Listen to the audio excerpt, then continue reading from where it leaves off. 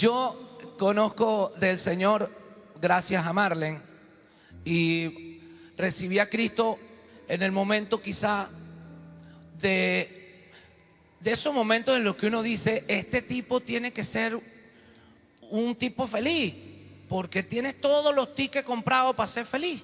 O sea, ya vendíamos discos, eso fue hace 17 años atrás. Ya yo había sacado El Tan Enamorados y todas esas canciones en el año 91, 92. Ya yo estaba viajando por todo el continente y veía en los estadios multitudes de personas. Y cuando llegaba al hotel había algo que sucedía en mi vida que yo no lo podía entender. ¿Cómo era posible que un tipo que ya tiene su matrimonio estable, los hijos que quería, la mujer maravillosa que quería, el auto que había soñado toda mi vida, ya me lo había podido comprar? Y tenía una cosita de plástico que yo en mis años allá en Maracaibo nunca conocí, que era una tarjeta de crédito, con lo cual muchos de nosotros creemos que todo es posible. Pero había un vacío inmenso que tenía cabida entre mi corazón y los pulmones, que no me dejaba y me apretaba muy duro. Y yo decía, pero ¿por qué me pasa esto? Estoy metido en el hotel y vengo de un estadio en donde había 40,000 personas. ¿Por qué a mí me pasa esto? Y yo no lo entendía. El Señor me fue jalando las orejas a través de la niñez de nuestro continente. Trabajo con los niños desde hace muchísimos años y a través de ellos he visto milagros maravillosos que en un momento dado, sin conocer de Dios todavía, no entendía que esos eran milagros. Y para mí posiblemente eran producto de la casualidad. Hasta que un buen día me tocó verlo con mis propios ojos en una habitación de 2x2 en la terapia intensiva de un hospital en Montevideo. Hasta ese día, para mí Dios era una especie de recurrente al que yo iba cada vez que tenía un problema y cada vez que tenía un lío. Solemos arrodillarnos cuando no tenemos más remedio. Cuando ya no tenemos más salida, nos arrodillamos, nos hincamos de rodillas. Hasta el más ateo se hinca de rodillas cuando ya no encuentra salida. Y con el correr del tiempo, a través de los niños, Dios me fue mostrando que con sus sonrisas y con sus ojos, Él podía darme una alegría más que especial. Y siempre dije y siempre reconocí en público que yo siento que el Señor me atrapó a través de la niñez latinoamericana. Ese mediodía, justo antes de ir a cantar en el Estadio Monumental, en el Estadio Centenario de Montevideo, justo antes entré a la habitación de ese niño, un niño de 9 meses de edad. Mi esposa y yo esperábamos un bebé, nuestro segundo bebé, y entré ahí por el puro afán de ir a ver los niños de un hospital, como lo solía hacer en Maracaibo, en Caracas o en cualquier lugar donde me encontrara. Ahí estaba este bebé, con apenas 9 meses, que estaba conectado a una serie de cables que lo mantenían de alguna manera vivo. Y sus papás, de apenas 20, 22 años, lloraban de manera desconsolada, sin saber a dónde recurrir. Por lo tanto, cuando entré ahí, le dije, ¿qué les parece si rezamos un Padre Nuestro? Era lo único que se me venía a la cabeza. No sabía cómo reaccionar ante la magnitud de lo que sucedía en ese cuarto de 2x2. Una habitación muy gris y muy oscura. Igualito de grises estaban ellos, los papás. Todo era gris. Y le dije, vamos a tocar la piernita del baby y vamos a rezar el Padre Nuestro. Hicimos la oración del Padre Nuestro y le dije, vamos a pedirle al Señor que con su misericordia invada el cuerpo de este bebé, lo sane, permita que ustedes lo tengan. Permita que ese niño que entró con una simple infección en los oídos se convirtió luego en traumas cerebrales, en una cantidad enorme de infartos cerebrales porque la infección se le fue al cerebro. Pidámosle al Señor que Él lo toque. Y yo sé que si el Dios quiere, es Dios. Yo todavía no me había hincado de rodillas jamás. Y me fui de ahí con ganas de llorar. Y llegué al hotel para prepararme para el concierto. Y tenía unas ganas de llorar que no podía controlar. Algo similar a lo que me pasó hace un ratito cuando estaba ahí sentado. Imposible de frenar ganas de llorar que no sabía de dónde venía. ¿Por qué tal emoción? ¿Por qué sentir esa emoción que me apretaba tan fuerte? Y llamé a Marlene y nos pusimos a llorar por teléfono. Ella no sabía exactamente por qué yo estaba como estaba. Le conté lo que sucedió y le dije que estaba seguro que Dios podía hacer el milagro. Y que quería que a mi hijo que iba a nacer le pusiéramos el nombre que tenía ese niño.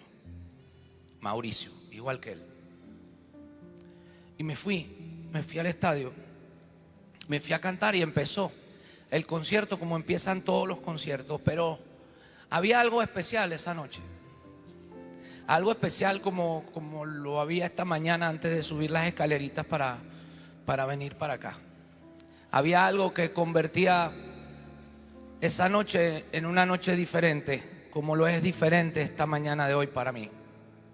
Una emoción que me acompañó toda la tarde y que llegó hasta arriba del escenario justo cuando me tocaba cantar.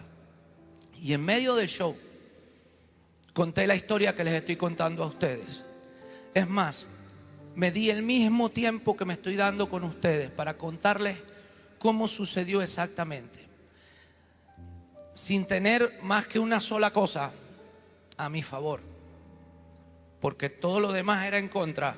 Exponerme en público a decir que yo sabía que Dios estaba obrando en el cuerpo de ese niño, como lo dije esa noche. Lo único que tenía a mi favor era la certeza de que Dios iba a tocar el cuerpo de ese niño. Si yo no hubiese tenido esa certeza, lo más probable es que se hubiera dado lo que los médicos y las enfermeras le habían dicho a esos papás un momento antes de llegar yo, que ya no se podía hacer nada y que había que desconectarlo porque el niño estaba en coma hacía una semana. En el momento en que conté la historia, me cuentan unos aliados que tengo allá, unas aliadas que tengo allá, que forman parte de estos clubes que siguen a los artistas y que también hacen obras sociales. En el momento en que yo contaba la historia, el bebé bostezó. Y para la mamá fue una señal eso. Salió corriendo por los pasillos a contarle a todo el mundo: bostezó, Mauricio bostezó, estaba bostezando, ahora mismo estaba bostezando. Y la enfermera: no, mi amor, eso es producto de la medicina que le estamos dando, eso, olvídate, el niño está en coma, él prácticamente ya se fue, él no va a regresar, no esperes. Él bostezó y eso es una señal.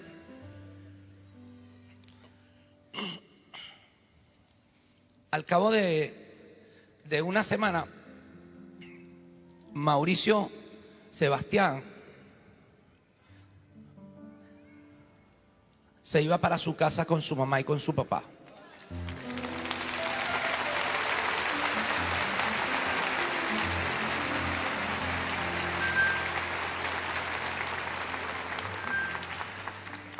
Y al cabo de unos días, yo llegaba a mi casa en Caracas, en donde Me estaba esperando mi esposa, reunida esa tarde con su pastora.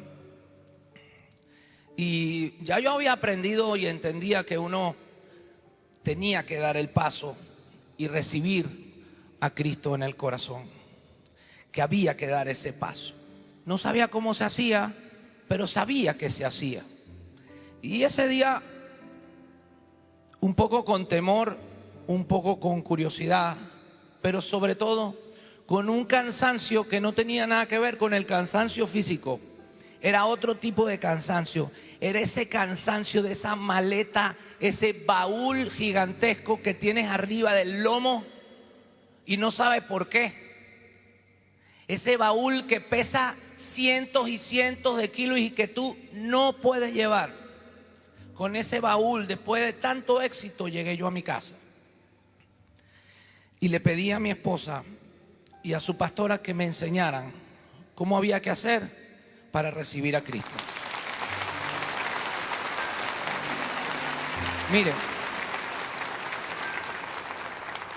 me dijeron lo mismo que te digo yo ahora. Muy probablemente más tarde haya un llamado, pero me dijeron, es muy sencillo, es ya. Y le digo, ¿cómo que ya? No hay que tomar clases de catecismo o algo de eso. No hay que leer ningún libro. Dice, no, te puedes arrodillar. Te puedes arrodillar y cerrar los ojos y decirle, todo esto que tengo, ¿para qué? ¿Para qué lo quiero? Si no me llena. Y me arrodillé ahí en la alfombra de la chimenea de mi casa. Yo he contado esto varias veces, pero jamás me había emocionado como hoy. Jamás.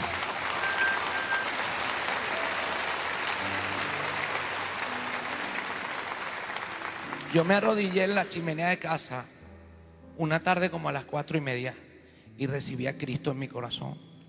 Desde ese día le he fallado mucho, le fallo a cada rato, pero desde ese día sé exactamente lo que quiero que diga la plaquita esa que le ponen a la gente cuando ya se van.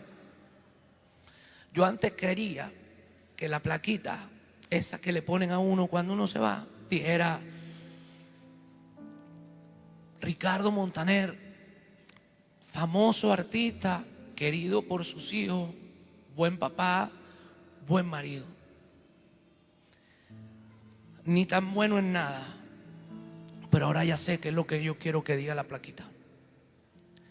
Ricardo Montaner, soldado de Cristo.